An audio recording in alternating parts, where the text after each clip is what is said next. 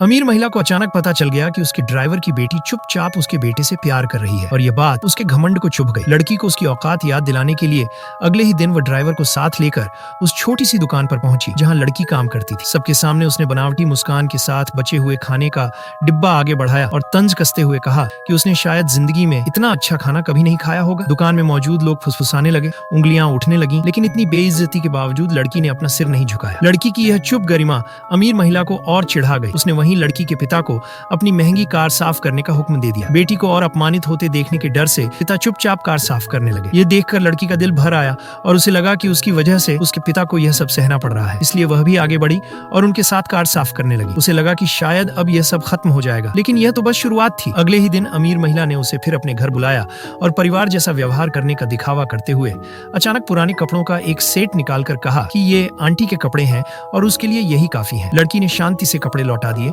और कहा कि उसके पास अपने कपड़े हैं। यह सुनकर अमीर महिला हंस पड़ी और ताना मारते हुए बोली कि उसके कपड़े सिर्फ आम जगहों के लिए ठीक हैं और अगर ऊंचे समाज में रहना है तो उसे ढंग से कपड़े पहनना सीखना होगा। तभी लड़की को समझ आ गया कि यह सब दया नहीं बल्कि सोची समझी बेइज्जती थी। उसी समय उसकी माँ वहाँ पहुंची, बार बार माफी मांगते हुए बोली कि उसकी बेटी अभी नासमझ है। कपड़े उठाए, बेटी का हाथ पकड़ा और उसे वहाँ से खींच कर ले गई। जाते जाते उसने सख्ती से समझाया कि वह युवा मालिक के करीब न जाए और याद दिलाया कि वे सिर्फ नौकरी की वजह से ही इस घर के बेसमेंट में रह पा रहे हैं। इस रिश्ते को पूरी तरह खत्म करने के लिए अमीर महिला ने अपने बेटे के लिए चेन परिवार की ताकतवर बेटी के साथ रिश्ता तय कर दिया और कहा कि यही शादी उनकी कंपनी को बचा सकती है। युवा मालिक यह नहीं चाहता था, लेकिन माँ के दबाव में उसे मानना पड़ा।